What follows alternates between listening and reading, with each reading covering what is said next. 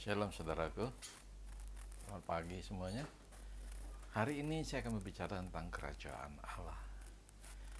Terambil dari Kisah Rasul pasal yang pertama ayat 1 sampai dengan ayat yang ketiga. Kisah Rasul pasal yang pertama ayat 1 sampai ayat yang ketiga. Demikian firman Tuhan. Hai Theophilus, dalam bukuku yang pertama, aku menulis tentang segala sesuatu yang dikerjakan dan diajarkan Yesus sampai pada hari Ia terangkat. Sebelum itu, Ia telah memberi perintahnya oleh Roh Kudus kepada rasul-rasul yang dipilihnya. Kepada mereka, Ia menunjukkan dirinya setelah penderitaannya selesai, dan dengan banyak tanda, Ia membuktikan bahwa Ia hidup. Sebab selama 40 hari ia berulang-ulang menampakkan diri dan berbicara kepada mereka tentang kerajaan Allah. Sekali lagi, sebab selama 40 hari ia berulang-ulang menampakkan diri dan berbicara kepada mereka tentang kerajaan Allah. Nah, hari ini saya akan berbicara tentang kerajaan Allah. Kalau sampai Tuhan Yesus berulang-ulang menampakkan diri dan berbicara tentang kerajaan Allah kepada murid-muridnya selama 40 hari, artinya kerajaan Allah itu sesuatu yang penting. Mengapa demikian penting? Sebab Matius 24 ayat 14 bilang begini, dan Injil kerajaan ini akan diberitakan di seluruh dunia menjadi kesaksian bagi semua bangsa, sesudah itu barulah tiba kesudahannya. Artinya kesudahan zaman itu akan terjadi ketika Injil kerajaan, yaitu Injil kerajaan Allah, sudah diberitakan sampai ke seluruh dunia. Bahkan waktu Yesus memulai pelayanannya, Yesus memulai pelayanannya dengan memberitakan Injil Kerajaan Allah, tercatat dalam Matius pasal yang keempat ayat 23. Matius pasal yang keempat ayat 23. Kalau sudah ketemu, kita akan baca bersama-sama. 2, ya. Yesus pun berkeliling di seluruh Galilea. Ia mengajar dalam rumah-rumah ibadat dan memberitakan Injil Kerajaan Allah serta melenyapkan segala penyakit dan kelemahan di antara bangsa itu. Sekali lagi, Matius 4 ayat 23, Yesus pun berkeliling di seluruh Galilea. Ia mengajar dalam rumah-rumah ibadat dan memberitakan Injil Kerajaan Allah serta melenyapkan segala penyakit dan kelemahan di antara bangsa itu. Lagi, Matius 9 ayat 35. Matius 9 ayat 35. Demikian bunyinya. Demikianlah Yesus berkeliling ke semua kota dan desa. Ia mengajar dalam rumah-rumah ibadat dan memberitakan Injil Kerajaan Sorga serta melenyapkan segala penyakit dan kelemahan. Demikian juga tercatat dalam Lukas pasal yang keempat ayat 43 sampai 44. Lukas 4 ayat 43 sampai 44, demikian bunyinya. Tetapi ia berkata pada mereka, juga di kota-kota lain aku harus memberitakan Injil Kerajaan Allah, sebab untuk itulah aku diutus. Dan ia memberitakan Injil dalam rumah-rumah ibadat di Yudea. Lukas 8 ayat 1. Sama-sama kita baca yuk. Lukas 8 ayat 1. Tidak lama sesudah itu, Yesus berjalan berkeliling dari kota ke kota dan dari desa ke desa memberitakan Injil Kerajaan Allah. Ke-12 muridnya bersama-sama dengan dia. Sekali lagi, tidak lama sesudah itu, Yesus berjalan berkeliling dari kota ke kota dan dari desa ke desa memberitakan Injil Kerajaan Allah. Ke-12 muridnya bersama-sama dengan dia. Nah, kemudian di pasal yang ke-6 dari kitab Matius ayat yang ke-33, Yesus berkata demikian. Tetapi carilah dahulu kerajaan Allah dan kebenarannya, maka semuanya itu akan ditampakkan kepadamu. Saudaraku, Yesus memerintahkan kepada semua orang banyak yang mendengarkan dia untuk terlebih dahulu mencari kerajaan Allah dan kebenarannya. Apa maksudnya dengan kerajaan Allah dan kebenarannya itu? Ketika kita mendapatkannya, yang semuanya itu akan ditampakkan kepada kita, segala kebutuhan kita. Nah, apa maksudnya? Nah, mari kita lihat pengertian tentang kerajaan Allah.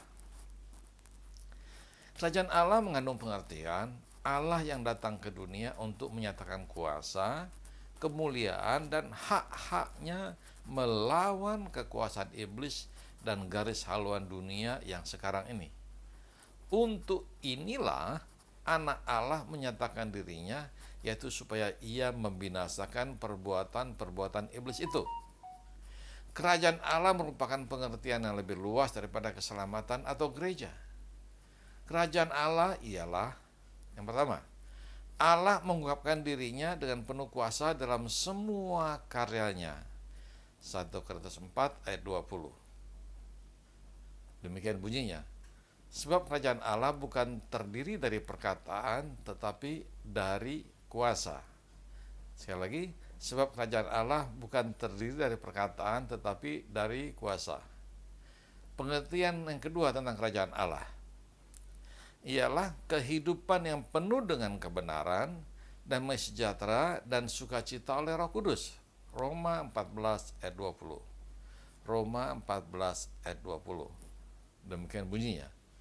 Sebab kerajaan Allah bukanlah soal makanan dan minuman, tetapi soal kebenaran, damai sejahtera, dan sukacita oleh Roh Kudus.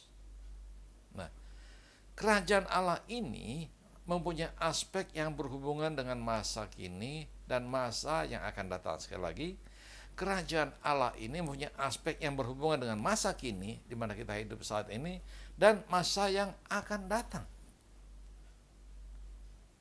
Sebab itu, Yesus berkata, carilah dahulu kerajaan Allah dan kebenarannya, maka semuanya yang akan ditambahkan padamu. Matius 6 ayat 33 tadi. Semua yang kita butuhkan dalam kehidupan kita untuk masa kini dan masa akan datang, akan kita peroleh ketika kita menemukan kerajaan Allah. Nah, kerajaan Allah itu bukan soal makanan minuman, tapi soal kebenaran, damai sejahtera, dan sukacita oleh Roh Kudus. Dan kerajaan Allah itu juga bukan soal perkataan, tapi soal kuasa oleh Roh Kudus. Nah, saudaraku, mari kita lihat waktu pelayanan Tuhan Yesus dimulai, dicatat dalam Matius 12 ayat 28 ketika dia memberitakan tentang Injil Kerajaan Allah. Matius 12 ayat 28. Demikian bunyinya. Tetapi jika aku mengusir setan dengan kuasa Roh Allah, maka sesungguhnya kerajaan Allah sudah datang kepadamu. Jadi ketika setan yang ada dalam diri seseorang diusir dengan kuasa Roh Allah, maka sesungguhnya kerajaan Allah sudah ada pada orang tersebut. Sebab hanya Roh Allah atau kuasa Allah yang dapat mengusir setan. Kemudian kita lihat Yohanes 17 ayat 17. Kalau tadi dikatakan kerajaan Allah itu bukan soal makan dan minum, tapi soal kebenaran dan sukacita oleh Roh Kudus, dikatakan demikian dalam Yohanes 17 ayat 17. Kuduskanlah mereka dalam kebenaran, firman-Mu adalah kebenaran. Nah, artinya ketika dikatakan kerajaan Allah itu bicara tentang kebenaran, itu bicara tentang Yesus, yaitu bicara tentang firman Tuhan, karena firman adalah kebenaran. Dan kemudian kasih, sukacita, dan damai sejahtera itu merupakan buah roh. Galatia 5 ayat 22-23. Tetapi buah roh ialah kasih, sukacita, damai sejahtera, kesabaran, kemurahan, kebaikan, kesetiaan, kelemah lembutan, penguasaan diri. Tidak ada hukum yang menentang hal-hal itu. Jadi ketika buah roh ada dalam hidup kita, kasih, sukacita, damai sejahtera, dan seterusnya, artinya kerajaan Allah sudah ada pada kita. Nah, ada satu percakapan yang menarik tentang kerajaan Allah antara Tuhan Yesus bersama dengan Nikodemus, seorang Farisi dan sekaligus pemimpin agama Yahudi. Mari kita lihat Yohanes pasal yang ketiga ayat 1 sampai 18. Yohanes pasal yang ketiga ayat 1 sampai 18. Demikian bunyinya, ayat yang pertama. Adalah seorang Farisi yang bernama Nikodemus, seorang pemimpin agama Yahudi. Ia datang pada waktu malam kepada Yesus dan berkata, Rabi, kami tahu bahwa engkau datang sebagai guru yang diutus Allah. Sebab tidak ada seorang pun yang dapat mengadakan tanda-tanda yang kau adakan itu jika Allah tidak menyertainya. Yesus menjawab, katanya, Aku berkata kepadamu, sesungguhnya jika seorang tidak dilahirkan kembali, ia tidak dapat melihat kerajaan Allah. Nah, ketika Nikodemus berkata kepada Tuhan Yesus bahwasanya dia tahu kalau Tuhan Yesus datang diutus oleh Allah. Sebab apa yang dia lihat, pelayanan Tuhan Yesus disertai dengan tanda-tanda dan mujizat. Kalau tidak disertai Allah, nggak mungkin demikian.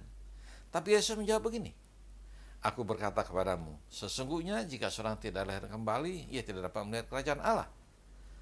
Saudara, pertanyaan dengan jawaban yang bertolak belakang, yang tidak nyambung.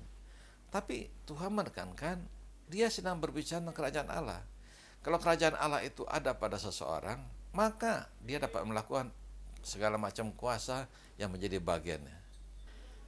Ayat 4, kata Nikodemus kepadanya, bagaimanakah mungkin seorang dilahirkan kalau ia sudah tua? Dapatkah ia masuk kembali ke dalam rahim ibunya dan dilahirkan lagi? Jawab Yesus, aku berkata kepadamu, sesungguhnya jika seorang tidak dilahirkan dari air dan roh, ia tidak dapat masuk ke dalam kerajaan Allah. Apa yang dilahirkan dari daging adalah daging, dan apa yang dilahirkan dari roh adalah roh. Janganlah engkau heran, karena aku berkata kepadamu, kamu harus dilahirkan kembali. Angin bertiup kemana ia mau, dan engkau mendengar bunyinya, tetapi engkau tidak tahu dari mana ia datang atau kemana ia pergi. Demikianlah halnya dengan tiap-tiap orang yang lahir dari roh. Nikodemus menjawab, katanya, bagaimanakah mungkin hal itu terjadi? Jawab Yesus, engkau adalah pengajar Israel, dan kau tidak mengerti hal-hal itu?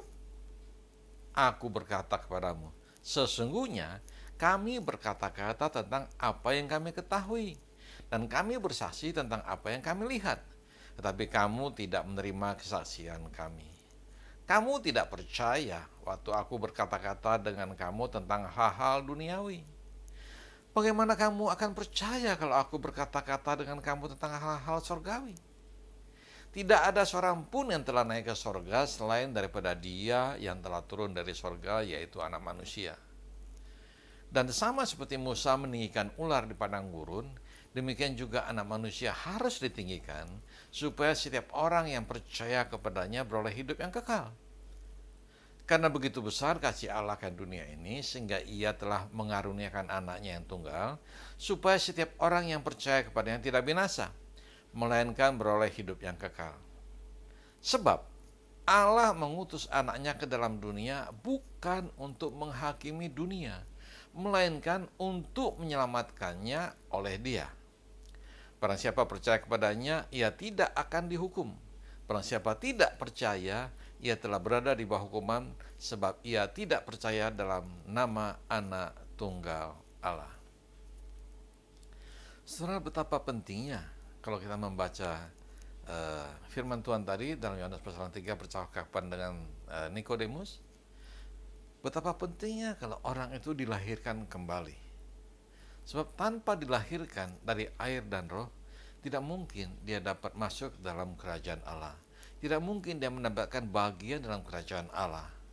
Itu sebabnya ketika Yesus memberikan amanat agung kepada murid-muridnya, tercatat dalam Matius 28 ayat 18-20, sebelum kenaikan ke surga, dia berkata, kepadaku telah diberikan segala kuasa di surga dan di bumi. Karena itu, pergilah, jadikanlah semua bangsa muridku, dan baptislah mereka dalam nama Bapa dan Anak dan Roh Kudus, dan ajarlah mereka melakukan segala sesuatu yang telah kuperintahkan padamu.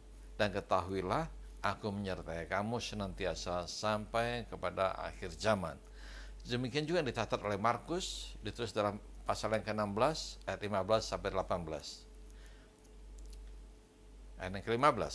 Lalu ia berkata kepada mereka, pergilah ke seluruh dunia, beritakanlah Injil kepada segala makhluk.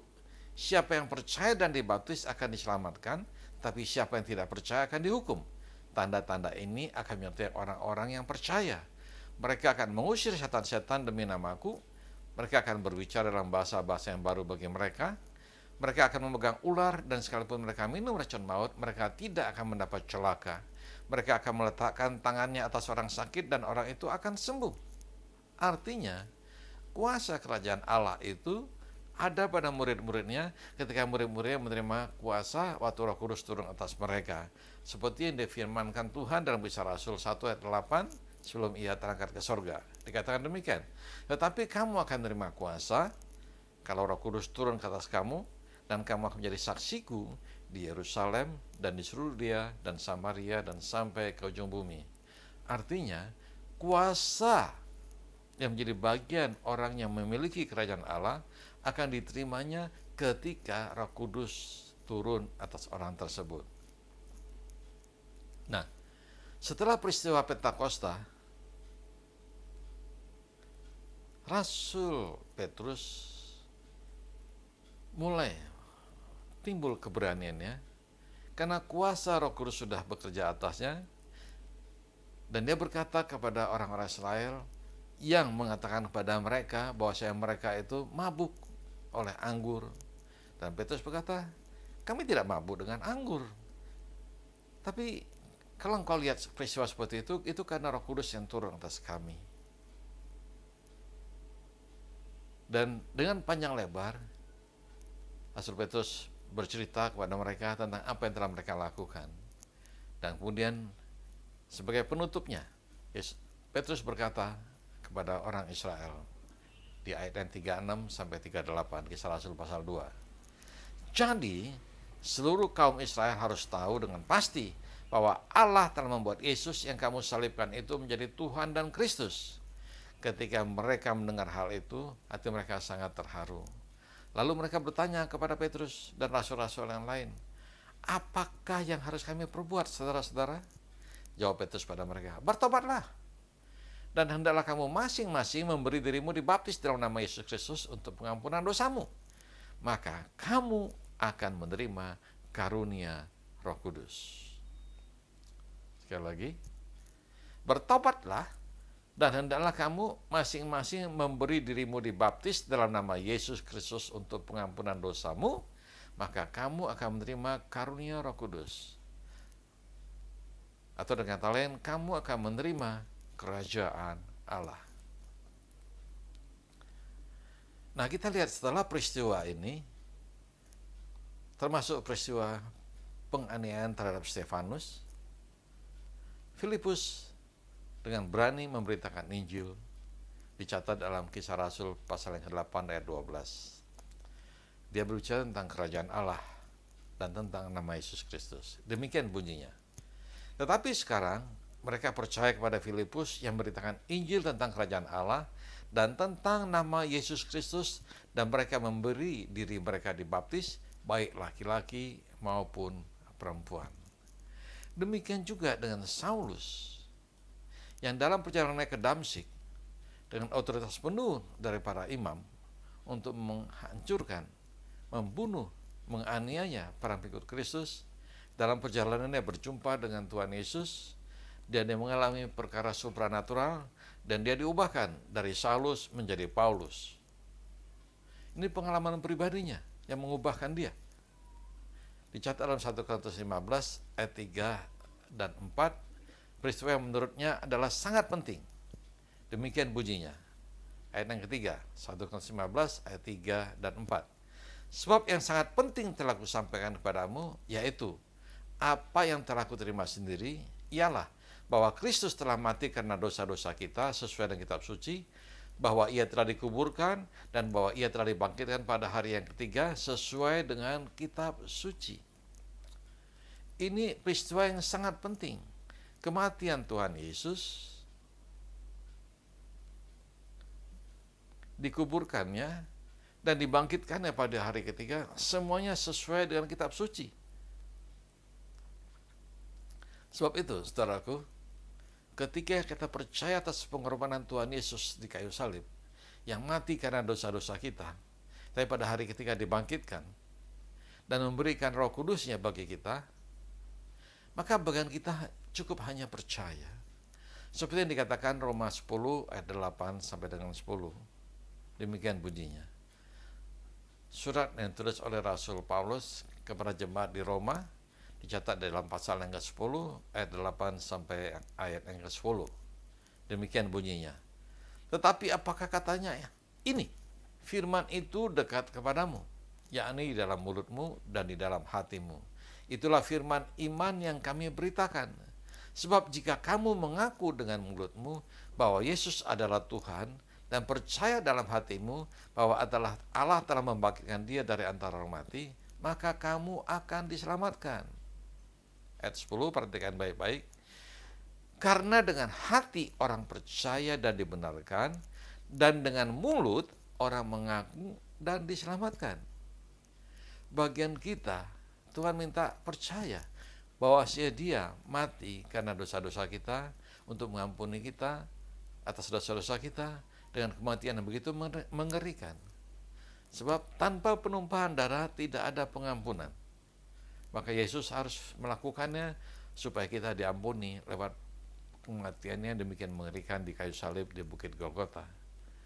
Tapi Yesus tidak sekedar mati, tapi juga dia dibangkitkan pada hari yang ketiga. Dan kita harus percaya sebab kitab suci sudah mengatakan demikian. Percaya saja. Dalam 2 Korintus pasal yang keempat ayat 13, Rasul Paulus menulis kepada jemaat di Korintus demikian bunyinya.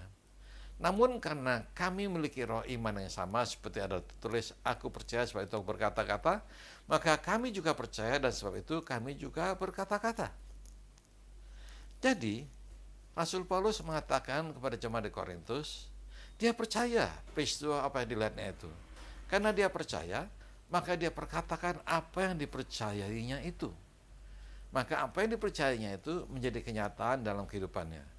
Rasul Paulus menerima kerajaan Allah itu dengan segala kuasa yang terkandung di dalamnya, juga kebenaran, damai sejahtera dan sukacita oleh Roh Kudus. Walaupun kita tahu perjalanan hidup Rasul Paulus itu tidak enak. Dia mengalami penderitaan demi penderitaan. Tapi semuanya itu bukan penderitaan dikatakannya. Dia bersukacita. Saudara ingat apa yang dikatakan dalam Filipi pasal yang ketiga, ayat yang ke-10. Rasul Paulus berkata, yang aku kehendaki ialah mengenal dia dan kuasa kebangkitannya dan persekutuan dengan penderitaannya. Kenapa? Karena dia tahu ada sukacita besar di balik penderitaan yang dia akan dialaminya. Sebagaimana sukacita besar yang dialami oleh Tuhan Yesus ketika melihat orang-orang yang percaya atas pengorbanannya diselamatkan.